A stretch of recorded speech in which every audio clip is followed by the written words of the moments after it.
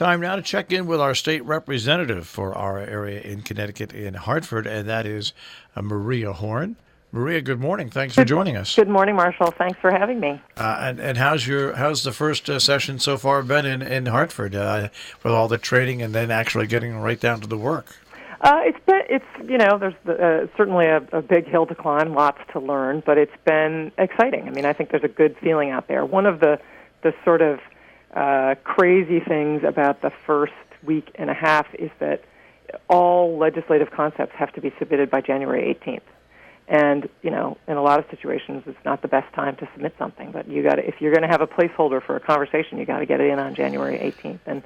And some of those are very detailed and narrow submissions and that have broad support, and others are very conceptual, are no more than 2 or 3 sentences.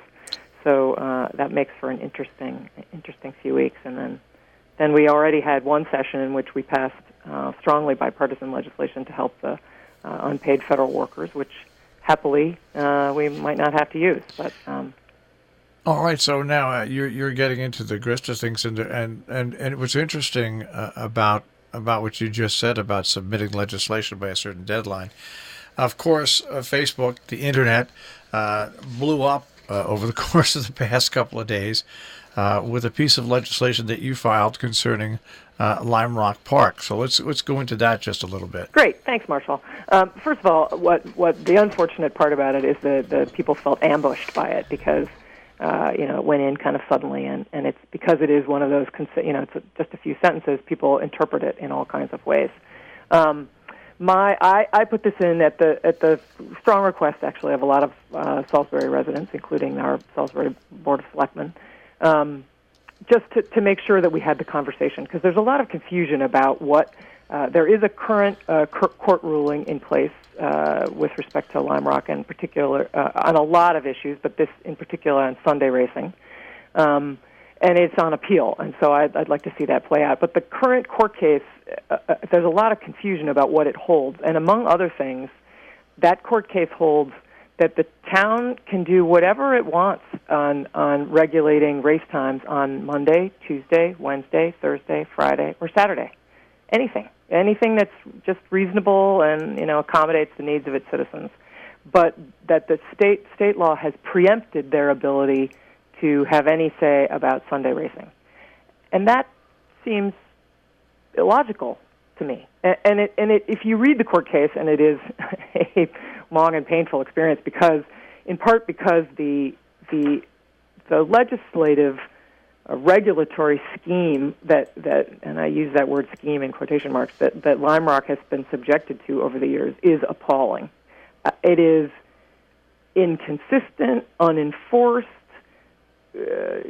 changed abruptly. It is. You can read in the decision the judge's just sort of disdain for the way this was managed, and you can see how Lime Rock Park might throw their hands up at the end of this and say, come on, people. But it means that so that combination of somewhat erratic, not somewhat erratic regulation of the track, and an inartful amendment of the state statute governing race times creates this result. For example, until 1998, there wasn't any question about towns having the ability to regulate the time of racing at a track. It was, completely in the hands of towns, and nobody questioned that. There was an amendment to the state statute in 1998, which the state statute essentially had a prohibition on any kind of racing on Sunday mornings.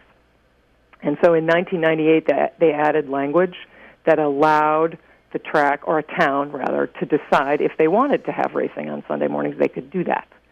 In the course of doing that, they moved some sentences around and created this ruling, which interpreted, it interpreted the change to completely remove any regulatory ability of the towns for Sunday. Although the court, as the court says, is almost an obvious aside. Of course, they can do it any other day of the week, which is odd. And so, for me, the question here, and I really do, although I don't necessarily think social media is the best place to have this debate, I'm glad it's happening, because the question here is really who is the best party to decide this kind of issue and weigh the costs and benefits of a significant business in the community, which brings not just jobs but tourism dollars, and against the costs. And are those costs having a hit, for example, on property values? Because let's remember that our property tax funds our excellent school system here.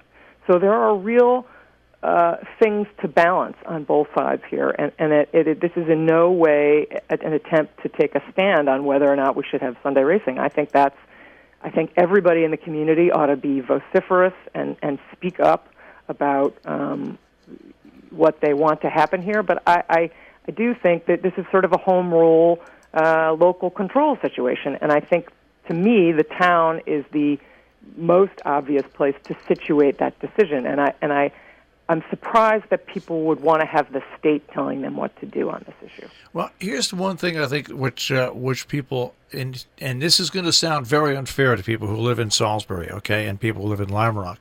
Lime Rock is such a big economic driver when it's open that the operation of Lime Rock affects other towns as well as Salisbury. And that's, I think, where the problem comes in, where Salisbury wants control of that, but other people in other towns around it that depend, with restaurants, with the motels, with you name it. Absolutely. That's where they feel that the state, in a case like this, should come in and have as much say, if not more say, because, yes, and like I said, this is an important fact for Salisbury and the Planning and Zoning Commission and for the residents, especially the residents who live around Lime Rock Park.